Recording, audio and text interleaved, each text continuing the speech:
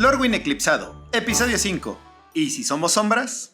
Siguiendo a Maralén, Xanar y Tam corrieron hasta el límite del palacio, donde les esperaba una caída al suelo potencialmente mortal. Maralén echó un vistazo por encima del borde y condujo a los estudiantes hasta un tallo largo y curvo con un brote en la punta, tan grande como un buey. ¿Alguno de ustedes tiene una espada?, preguntó. Xanar y Tam la miraron fijamente. «Somos estudiantes en excursión», dijo Tam.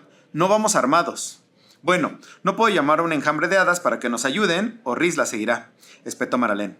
El hada en su hombro rió como si se lo estuviera pasando en grande.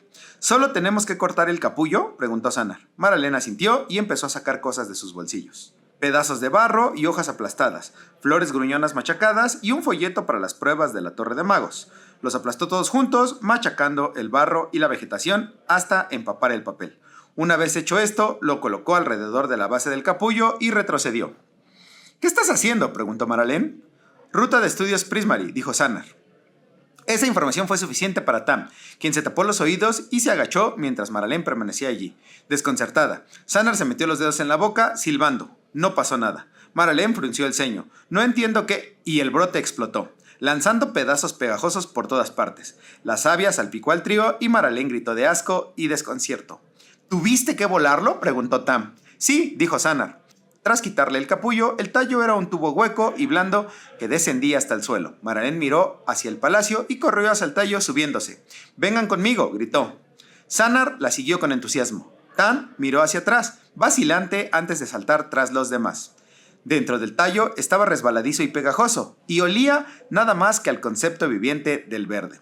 Los tres se precipitaron hacia la oscuridad, cayendo al suelo, no lejos de la cascada. Maralén la atravesó corriendo y los demás la siguieron, todos enjuagados por el agua que caía mientras se sumergían en el bosque de hojas doradas. Una vez allí, Maralén condujo a Xanar y Tam hacia el afluente del vino errante.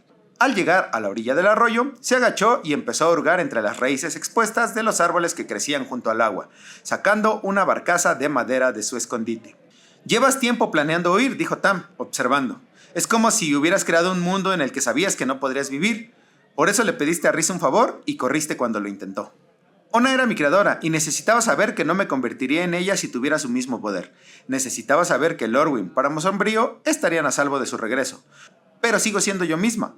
Aunque parte de ella vive en mí, no soy ella, y necesito que Rhys lo vea». Subió a la barcaza. «Vamos, necesitamos encontrar un lugar seguro donde refugiarnos hasta que sepa qué hacer». «¿Te refieres hasta que sepas cómo llevarnos a casa?», preguntó Tam. Subió a la barcaza, hundiéndose aún más en el agua. «Tenemos que encontrar el camino de regreso».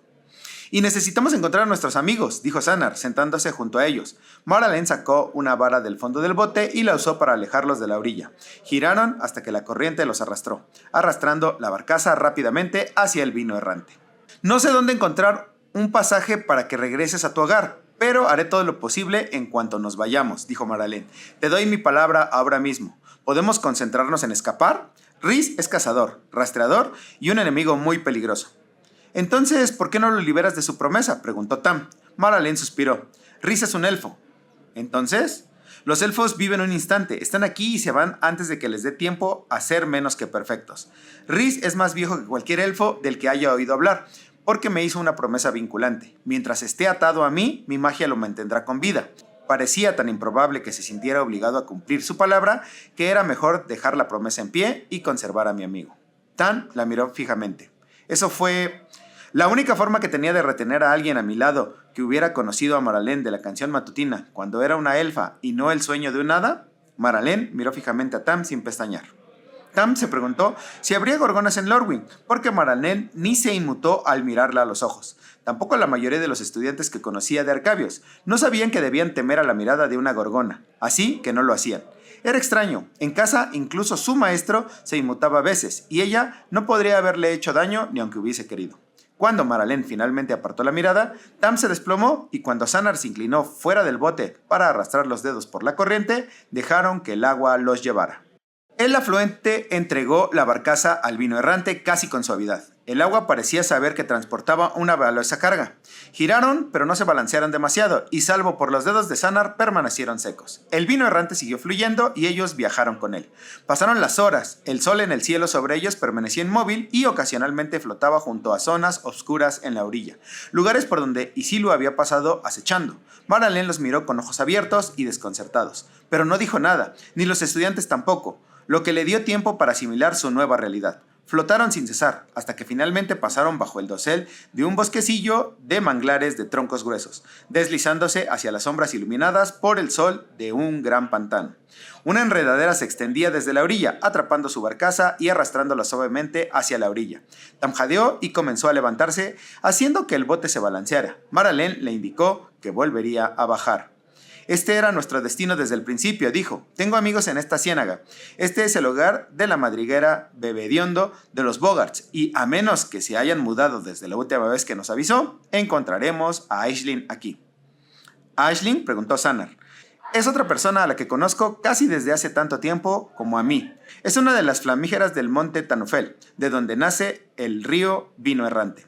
Hemos sido enemigos con la misma frecuencia con la que hemos sido amigas. Y ella sabe lo que es que la gente te considere un villano, incluso cuando no lo eres. La única razón por la que no la veo más a menudo en Glen Elendra es que me considera una necia por mantener a Rhys tan cerca cuando su propósito es acabar conmigo.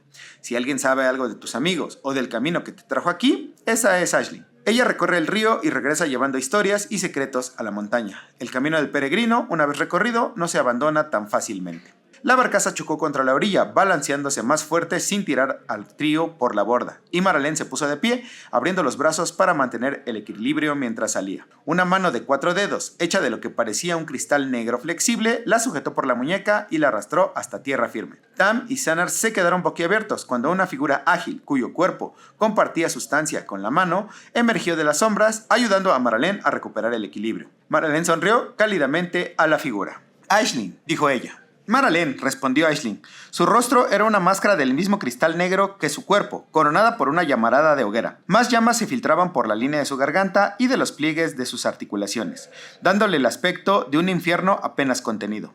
Se giró hacia Tam y Sanar, ardiendo. «¡Guau!», dijo Sanar, saliendo a toda prisa de la barcaza y mirando a Aisling. «¡Eres preciosa!». «Sanar», susurró Tam. «¿Qué? Lo es». El fuego siempre es bonito, pero dejar que el fuego decida ser una persona es un tipo especial de belleza. Antes de que Tam pudiera explicar que eso era de mal gusto, se escuchó un nuevo sonido y ella se quedó callada. Aisling se reía, siguió riendo mientras los ayudaba a salir de la barcaza y los conducía a los 3 lejos del agua, adentrándolos en las sombras enmarañadas de la madriguera Bebe Apestosa.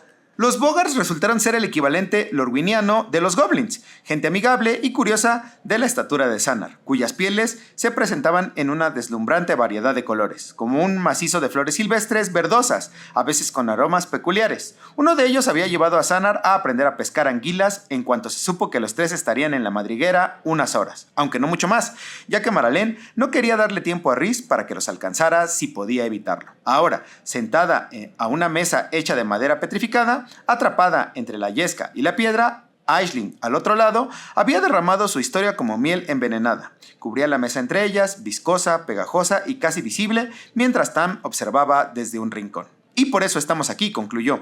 «Necesitamos un barco mejor para bajar por el río hasta Prado Dorado. Tengo que llevar a Tam y Sanar de vuelta a la puerta por la que entraron y averiguar todo lo que pueda sobre Isilu y su caminata por la tierra iluminada. Los elfos y su suprema Morkan también saben que la bestia nocturna anda por ahí», dijo Aisling. «Están tramando un plan para matar a la criatura, buscan venenos que les permitan completar la tarea». «¿No sería bueno?», preguntó Tam. «Disculpen, pero parece que su mundo es mejor de día. Nuestros aliados se volvieron contra nosotros al caer la noche. Si pudiéramos detener la noche para siempre, podríamos perfeccionar su mundo. ¿No sería mejor?». «En absoluto», dijo Maralén. «Lorwyn no está destinada a existir sin oposición. Necesitamos el equilibrio que proporciona el páramo sombrío, la verdadera noche transformadora. Isilu y Eirdu son fuerzas equilibradas, iguales en todo, y hemos visto lo que sucede cuando tenemos una sin la otra. No quiero morir. Si aceptas acabar con la noche para siempre, merecería la muerte que Rhys me prometió. El día eterno es el camino de Auna, no el mío». «Isilu se regeneraría. El equilibrio se restablecería con el tiempo», dijo Aisling. «Ona destruyó a los 2 grandes elementales al crear su aurora, y encontraron un nuevo equilibrio entre ellos tras la caída de la aurora. Eso no significa que pueda tolerar un ataque al orden natural de Lorwyn, páramo sombrío. No cuando acabamos de recuperarlo.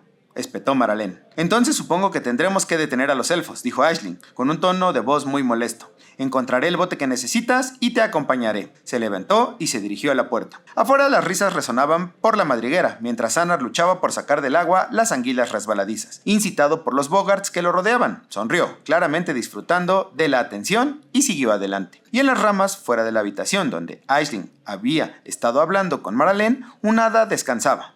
Oscilaba entre el azul y el verde, con sus facetas de Lorwyn y Páramo Sombrío, casi como si destellara, lo que dificultaba distinguir cuál de ellas era en cada momento.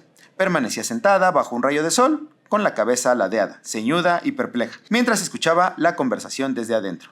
Finalmente, con un movimiento de sus alas, se elevó y voló, desapareciendo rápidamente entre las ramas. Cerca de la puerta del dolmen, un destello de luz dividió la oscuridad y se transformó en la figura musculosa y de pelaje blanco de Ayani Melena Dorada. La noche ininterrumpida flotaba pesadamente en el aire de su alrededor y el día brillaba en la distancia tras los velos de aurora resplandeciente creados donde la noche y el día colisionaban. Echó un vistazo a su alrededor, girando con cuidado. No había rastro de los 4 estudiantes desaparecidos. Ayani frunció el ceño y se dirigió hacia la puerta del dolmen. Mientras se movía, una criatura parecida a una serpiente, con las diminutas patas articuladas de un 100 pies, apareció tras de él, con la boca abierta mostrando colmillos venenosos. Atacó y él la bloqueó con la cabeza de su hacha. Sus reflejos, forjados con esfuerzo, le permitieron detener el ataque antes de que ocurriera.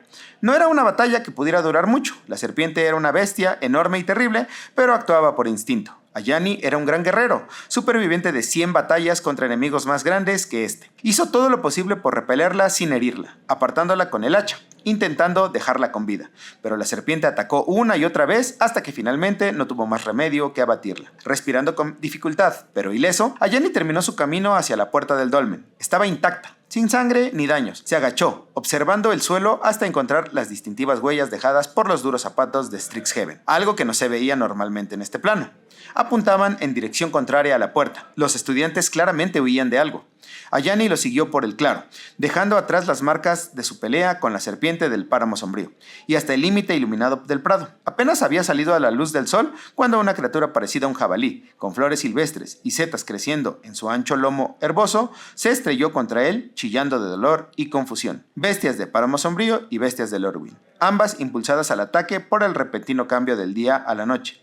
Así no deberían ser las cosas. Incluso mientras Ayani luchaba contra el jabalí, percibía lo desfasado que estaba el plano consigo mismo y lo desdichado que estaba. Esto tenía que parar.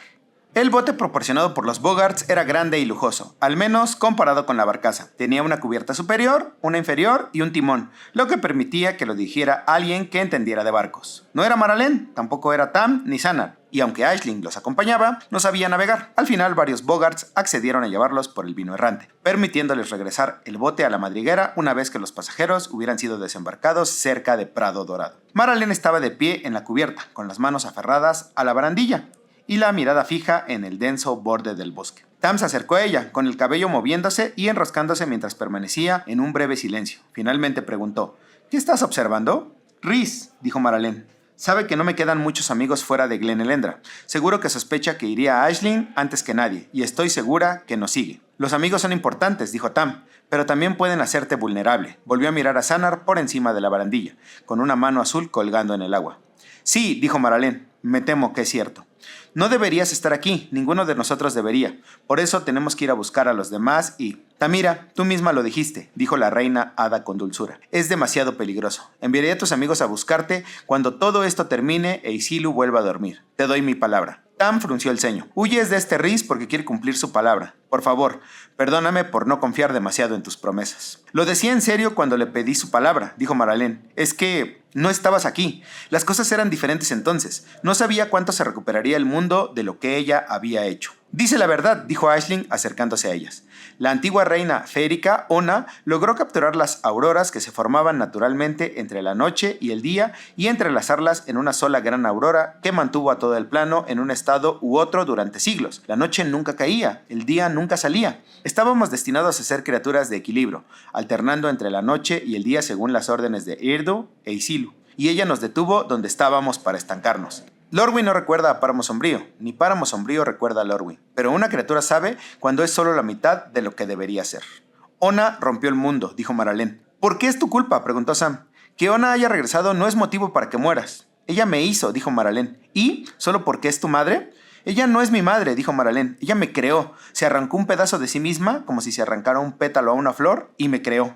Tam se quedó quieta, mirándola fijamente. Maralén se burló. ¿Nunca has oído hablar de algo así, pequeña forastera?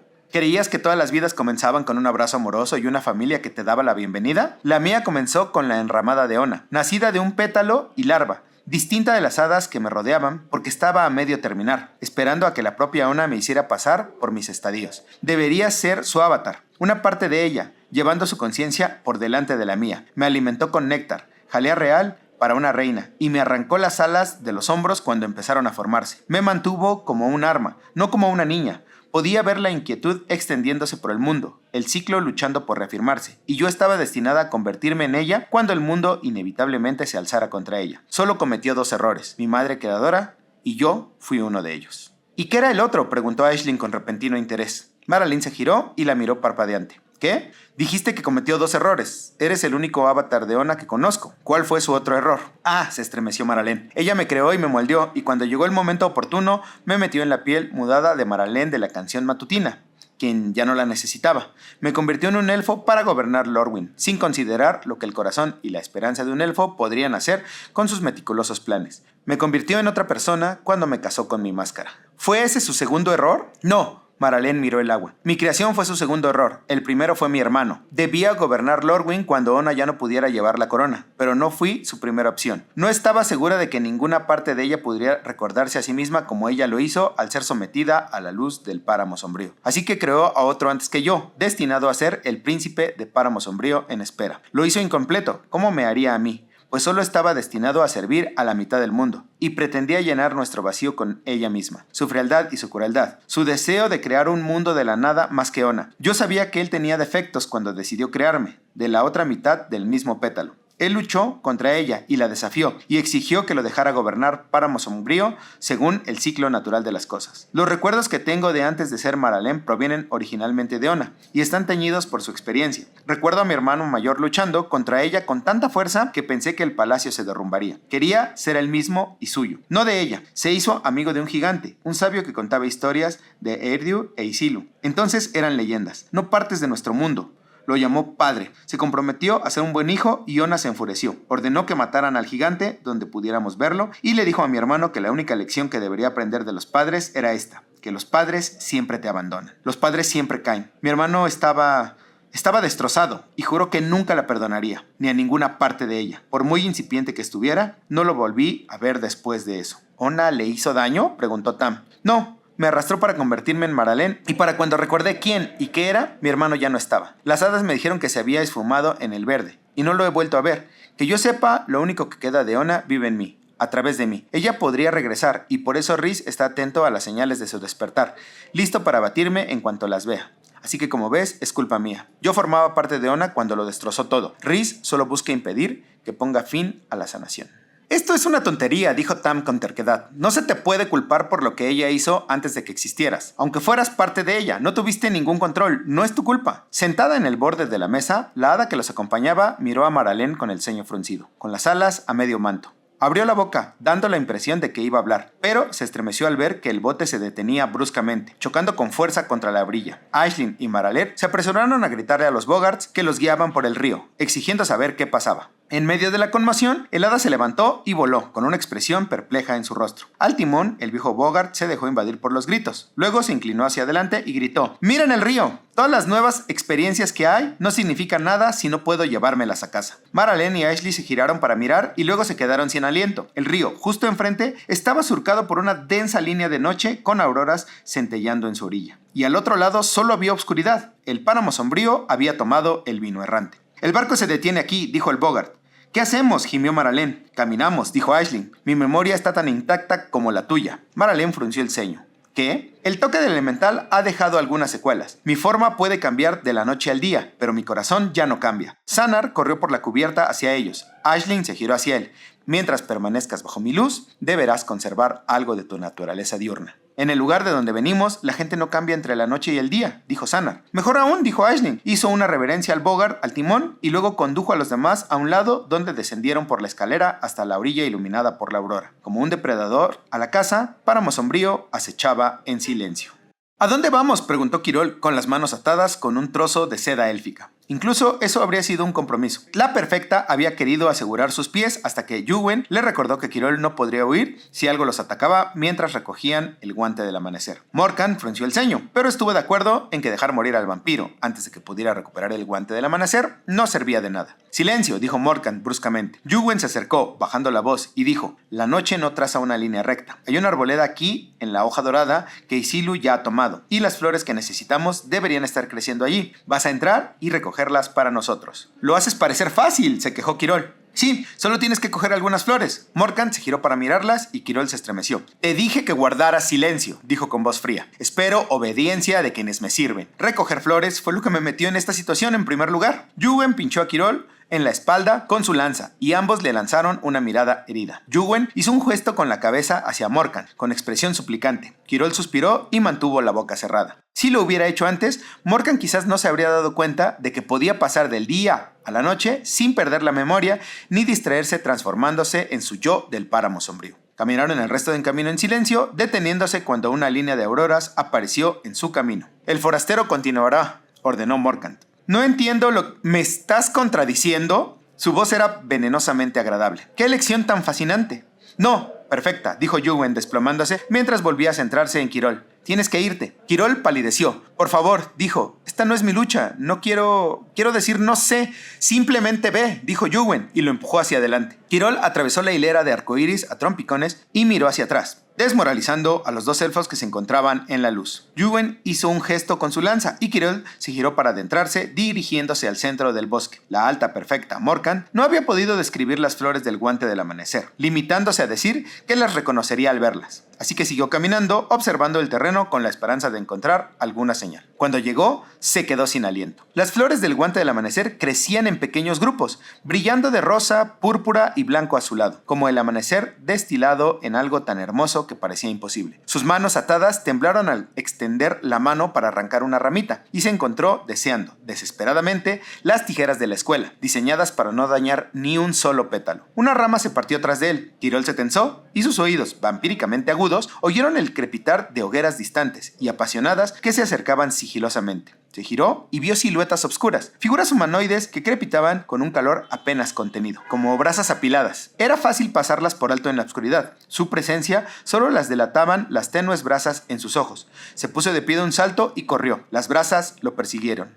Varias veces Quirol sintió el calor de sus cuerpos contra la piel, pero era más rápido, incluso con los zapatos equivocados, que las cenizas en el terreno irregular, y atravesó el velo del arcoíris con el guante del amanecer en la mano, cayendo de rodillas en la tierra. «Quirol lo hizo», dijo Yuwen, tomando con reverencia el guante del amanecer de la mano de Quirol y levantándolo para que Morkan lo viera.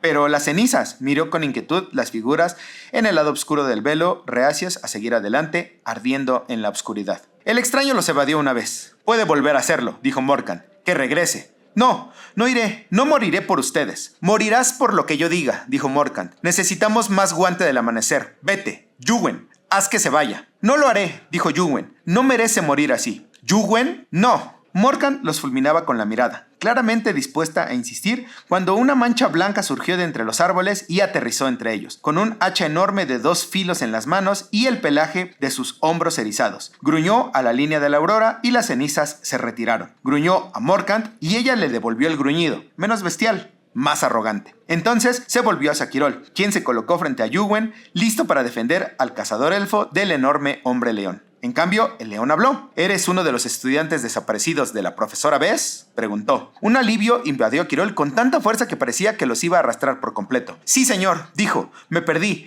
a mis amigos y ahora la perfecta Morkan», señalando a la elfa, «me obliga a traerle guante del amanecer. Por favor, quiero ir a casa». «Y lo haremos», dijo el león. «Me llamo a Yanni y nos vamos». Dirigió su mirada a Morkan, quien intentó, sin éxito, igualarla. Con una mano en la espalda de Quirol, comenzó a guiar al estudiante. Yuwen tuvo un instante para decidirse. Mirando entre Quirol, a Yanni y la furiosa Morkan, se movió lanzándose tras ellos antes de que ella pudiera detenerlo. Su rostro se contorsionó de ira mientras el bosque los enrollaba. Aisling entró en páramo sombrío. Una luz azul recorrió su piel y sus profundos fuegos internos se fundieron en algo congelado y brillante, como las luces magnéticas que a veces danzaban en el cielo sobre el vendaval furioso en el campus. Sanar jadeó, Tam se detuvo y los miró fijamente. Aisling se giró para mirarlos a ambos, con una leve sonrisa en su rostro transformado. De noche soy lo que llamamos Rimequín, dijo. Aún te conozco, no temas. Maralyn se movió para tomar el brazo de Aisling claramente sin miedo. Tam y Sanar se acercaron.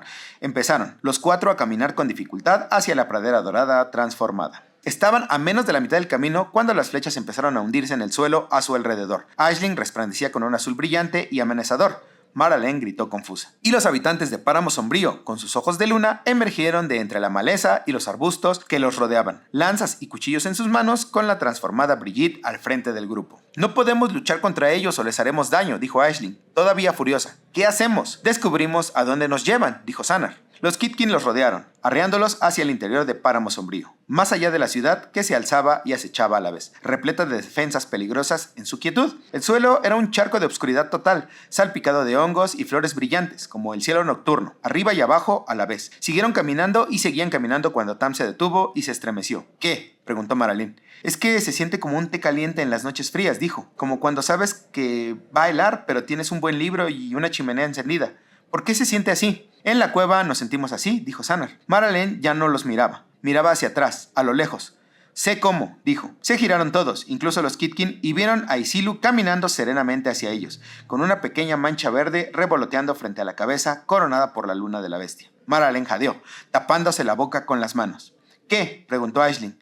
Esa es... Conozco esa hada, dijo. Esa es... Es el hada que vi en los árboles de la escuela, dijo Sanar. Mi hermano, terminó Maralyn. Solo lo conozco en su forma de Páramo Sombrío, por los recuerdos de Ona. Pero lo conozco. Páramo Sombrío miente, advirtió Aisling. Puede que no sea quien crees. Pero Isilu se acercaba y los Kitkin del Páramo Sombrío se quedaron paralizados por el asombro reverente. Tam agarró la manga de Maralyn. Podemos correr, dijo, mientras están distraídos. Por favor, corramos. En el horizonte, donde el borde del bosque se encontraba con los campos, apareció una línea de antorchas. Los elfos, dijo Maralyn. ¿Elfos?, preguntó Brigitte. ¿En nuestros campos? Ustedes, forasteros, ya son bastante malos. No lo permitiremos. Los Kitkin comenzaron a agruparse, agitando sus lanzas y preparando sus arcos mientras observaban la línea de antorchas. Y mientras tanto, Isilu se acercaba, la noche viviente descendiendo sobre los restos ahogantes del día.